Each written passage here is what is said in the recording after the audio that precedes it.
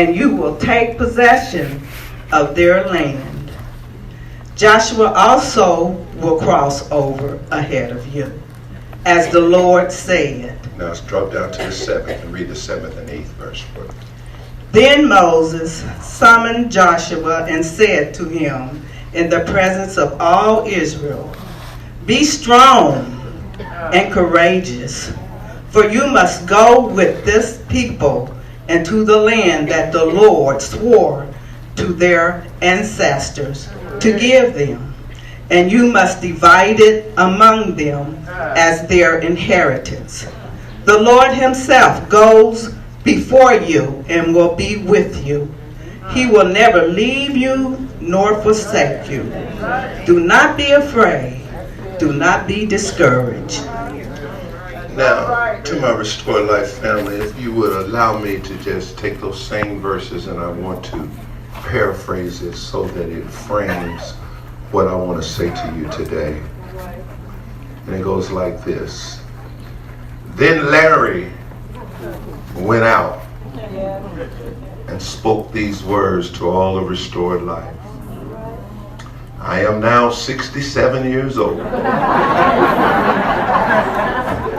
And I am no longer able to lead you. The Lord has said to me, you shall not lead this ministry into its new season. The Lord your God himself will go ahead of you. He will destroy every enemy against you, and you will prosper in your new season. Jermaine is my chosen one to lead this ministry into their new season. Then Larry summoned Jermaine and said to him in the presence of all of Restored Life, be strong and courageous. For you must lead these people into their new season of greater. The Lord himself will go before you, and he will be with you. He will never leave you nor forsake you. Do not be afraid. Do not be discouraged. And I want to speak from this thought this morning. Watch God provide. Watch God provide. I've seen him provide for 31 years. And I know that he's the same God today as he was when I became the pastor. So Restore Life, watch God provide. There is a phrase that is often stated as a word of self-encouragement. And that word is, God's got my back. Anybody ever heard that word, that phrase, God's got my back? And that's true. In fact, I wrote a song called God's Got My Back, and it was just recently recorded by my good friend, Pastor Billy Russell in Minnesota, and it's just released as a single on iTunes. And encourage you to support that song. So, yes, God does have our back. But today, I want you to know also that God has our front. In the text we just read, Joshua and the children of Israel had been following the leadership of Moses for 40 years. Much like those of you who have been a part of this ministry have been following my leadership for the last 31 years. But now in the text, Moses has received word from God telling him that his time of leadership is over. The Word of God says, to everything there is a season. And you must know when your season is over. I've seen so many ministries die because the pastor held on too long beyond his season. So the season of leadership for Moses in the text had come to an end. And just as God told Moses that his time of leadership was over, God came to me several years ago and said, Larry, your time is fast approaching. And I want you to get busy preparing for the time when you must release the ministry into the hands of the Joshua that I will prepare for you. And just as God told Moses that his time of leadership was over, God has told me that my time of leadership has come to an end. All right. And so after Moses informed Israel that his season of being a leader had come to an end, he then gave them a powerful word of encouragement. All right. Moses told them, do not be afraid and do not be discouraged, because God himself was going ahead of them, and that he would be with them, and that he would never leave them, and he would never forsake them. All right. And since this is my last sermon as the pastor of this awesome ministry, I want to give all of those who are part of this ministry that same word of encouragement. All right. The way you all have supported me the last 30 years has proven to me and to my wife that you loved us. And many of you have shared with me just how much you hate to see my time as your pastor coming to an end. But just as Israel was blessed with a tremendous leader named Joshua to succeed Moses, God has blessed us with an awesome Joshua. His name is Jermaine Maynard.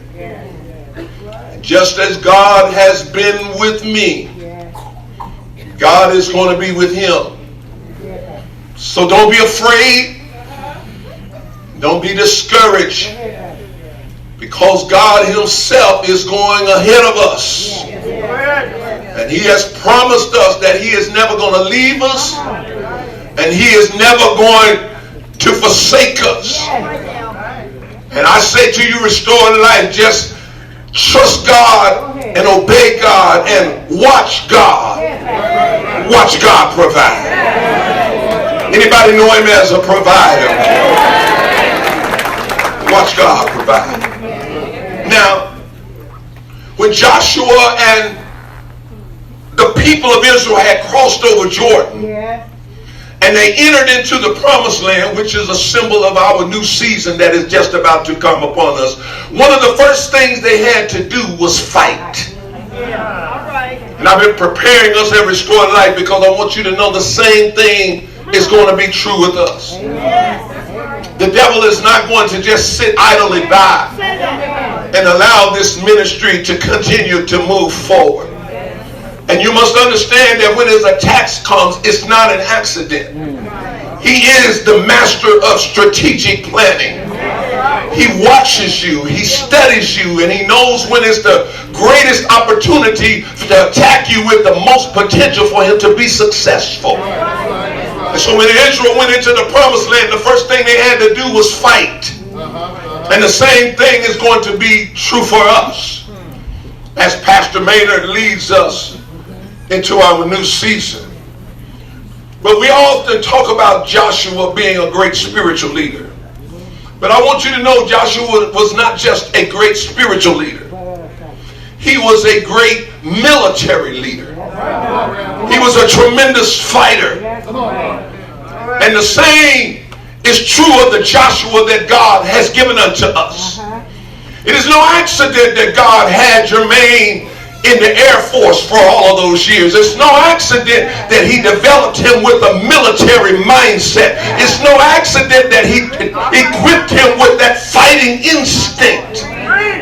It's no accident he prepared him with a military mindset, because he knew he was going to have to lead a people into a spiritual war. And it's no accident that he allowed me to be able to be the spiritual mentor in his life, to be his father in the gospel, to be the Moses, the spiritual Moses in his life. So we have been blessed by God, because you know, on next Sunday, and I share this and I'm going to move on, God's going to bless me, and I'm just assuming He's going to let me live to next Sunday, but no day is promised. But if things go well, God is going to bless me to have my heart's desire. And my heart's desire was not to be like so many of those ministries that I've seen, that when a pastor leaves, whether he dies or whether he's gone to take another church, or for whatever reason he leaves, the church is absent without a head. And when there's no shepherd, the sheep begin to scatter. And sometimes the churches are without a pastor for 2 and 3 years, and there's this arguing, and there's these cliques that are set up in the church trying to get their thing across. And I said, God, when that time comes, I don't want that to be for restored life. God, what I would like to have, Lord, if you would allow us, you send us to Joshua so we would already know who our next pastor is going to be. Let him already be approved by the church body, so that and give us a time to get to know him, God, so that when I preach my last sermon, we already know who the next pastor is, and then the next Sunday I could give the keys to the new pastor, and we would never miss a Sunday without a shepherd. And God is getting ready to bless us. Somebody ought to give God some praise. Only God could do that. Only God could do that. Only God could do that. Never miss a beat.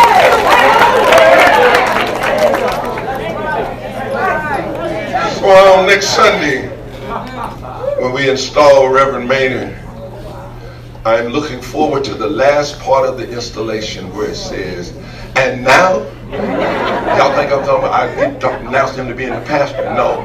I give you the keys to the office. I'm looking forward to that part of the ceremony. So just as God went ahead of Israel in battle, He has blessed us with a Joshua who has a military mindset. And God is spiritually going ahead of us in battle as well. And when challenging situations rise in our new season of ministry, God is going to walk in the situation before us.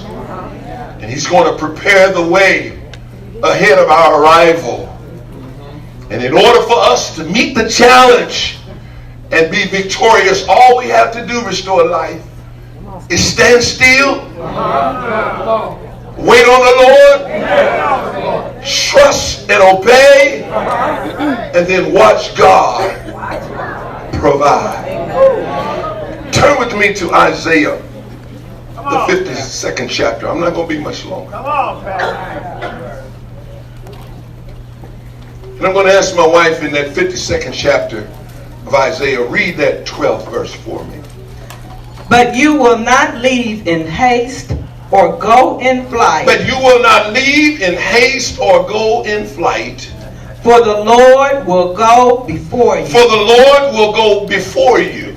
The God of Israel will be your rear guard. Isaiah says God not only goes ahead of us, but God is also our rear guard. Since Pastor-elect Maynard is a military, he's an ex-military man, I'm sure he's familiar with the term rear guard, because rear guard is a military term. But for us non-military people, let me help you understand the term rear guard. A rear guard is a detachment of troops that have been assigned to guard the rear of the soldiers that are moving forward. In other words, there's a detachment of soldiers. Their whole responsibility is to protect the backs of those that are moving forward. And so God says He not only goes ahead of us in battle, God is our rear guard. In other words, He comes behind us as the cleanup hitter, and He cleans up everything that has not been dealt with. God's got our back. He not only got our front, but He's got our back. When Moses led Israel out of bondage, God went before them, and He forced Pharaoh to let his people go. But after Pharaoh released Israel, Pharaoh changed his mind and he began to chase after the people of God.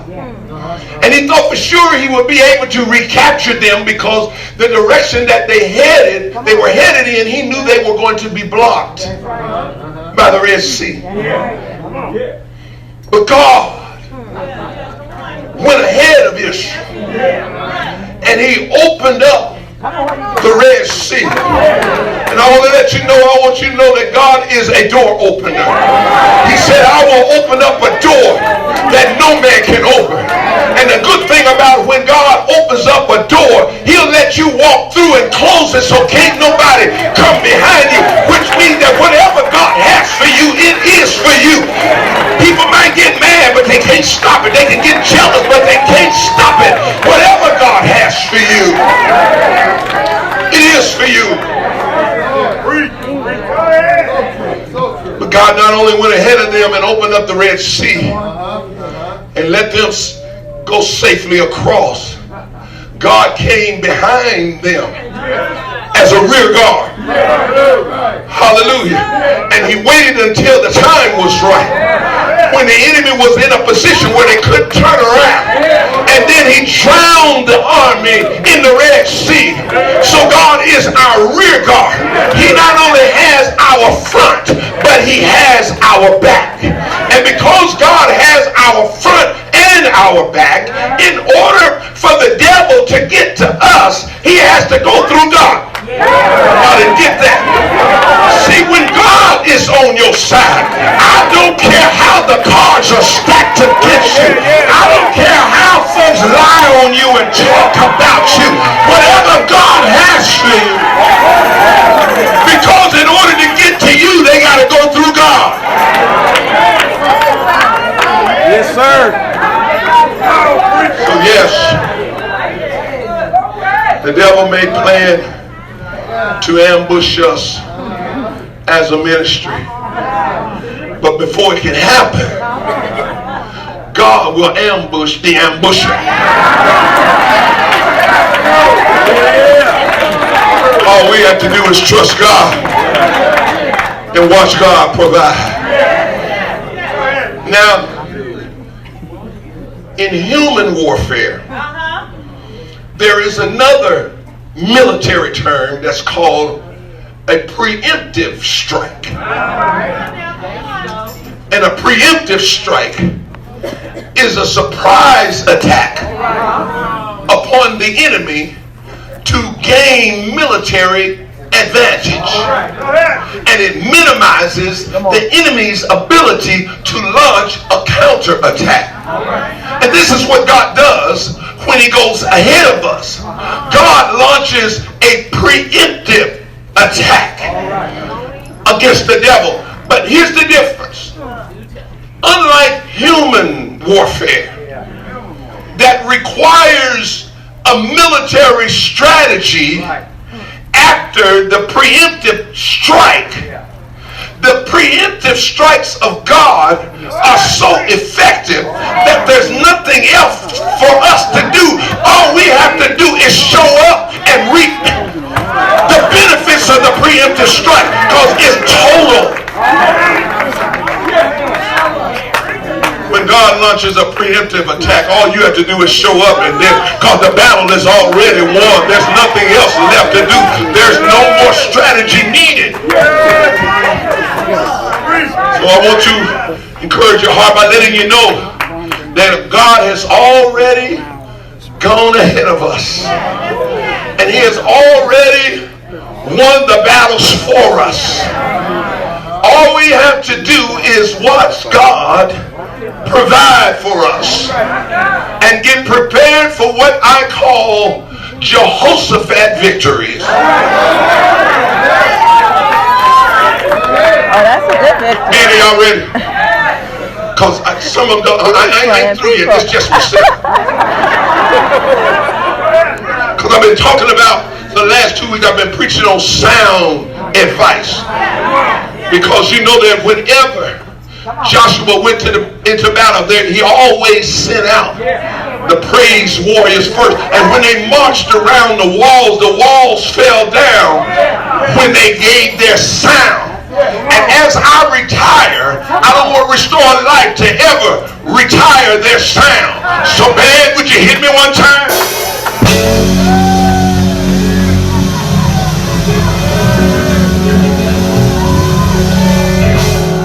That was all right. But we at war. The devil is getting ready to attack us. And I need it to sound like we're victorious.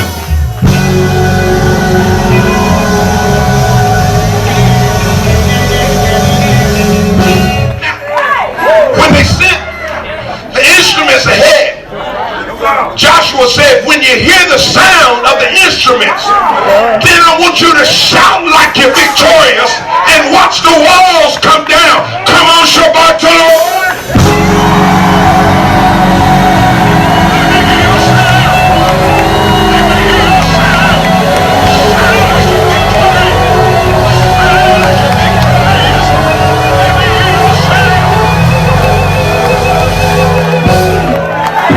That's a Jehoshaphat victory. Feeling real churchy in here right now. One more Jehoshaphat victory.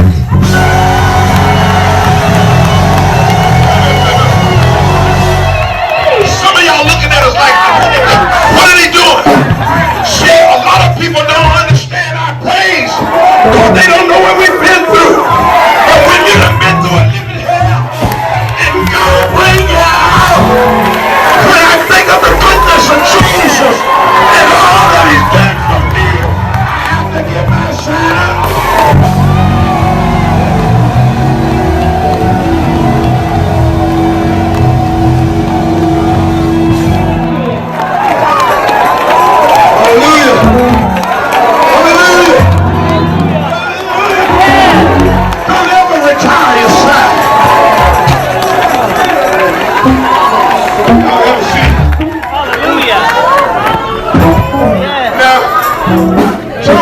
Second Chronicles, I'm almost through.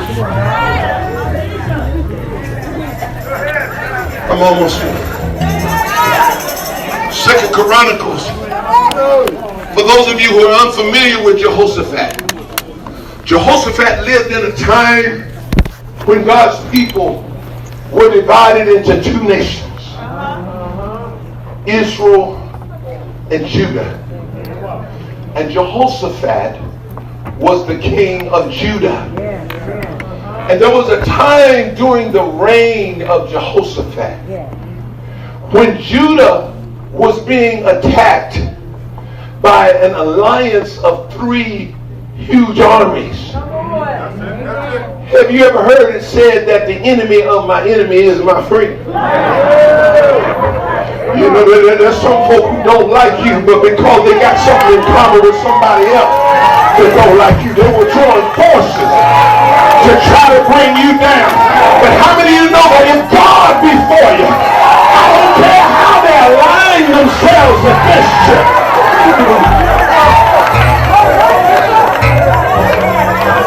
I'm so glad I'm looking out in the audience. And I see some of the guys that used to work with it in there.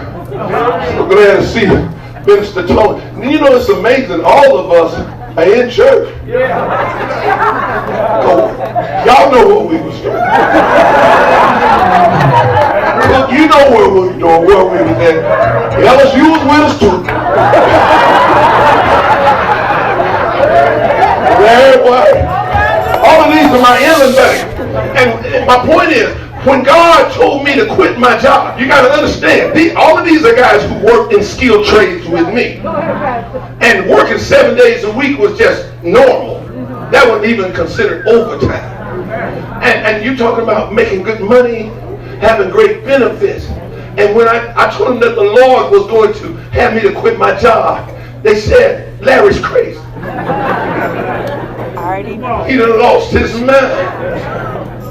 But I knew what the Lord had told me. And they said I would never make it. But look at me. 31 years later, I'm still standing. I'm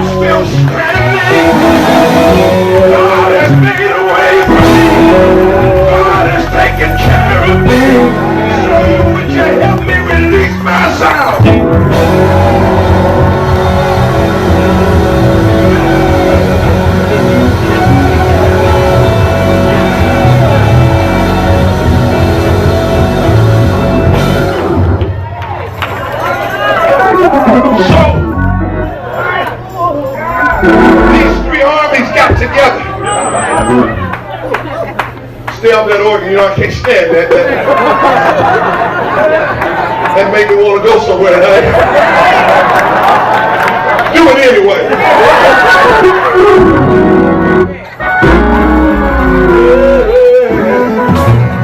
Since this is my last time in the room, give it to us a break.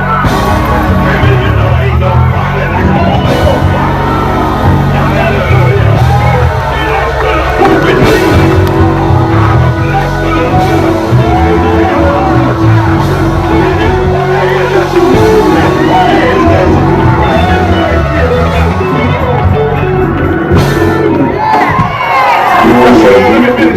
Let me finish.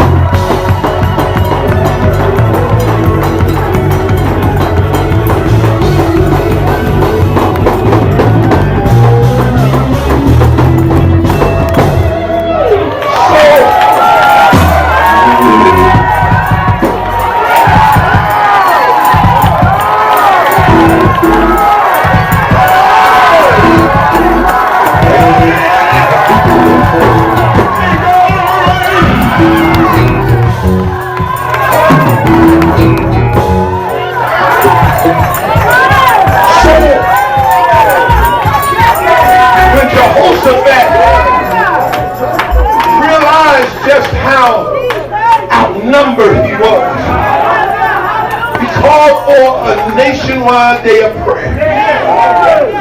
And he prayed and asked God for help. And the Spirit of the Lord came upon a man by the name of Jehaziel. And he stood up in the midst of the congregation. And this is what he said to Jehoshaphat. 2 Chronicles, the 20th chapter. Read that 15th verse for me, baby. He said, listen, King Jehoshaphat, and all who live in Judah and Jerusalem. This is what the Lord said to you. Do not be afraid or discouraged because of this vast army. For the battle is not yours, but God. Somebody ought to thank God. That's all they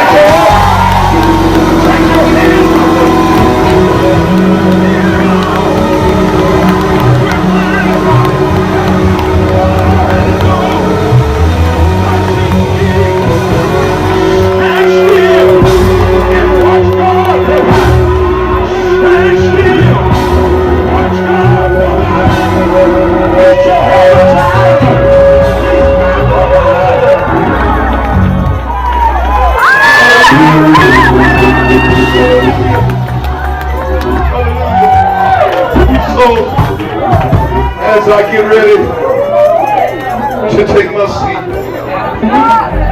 Darnell, just want to leave you with this word of encouragement. Help me out.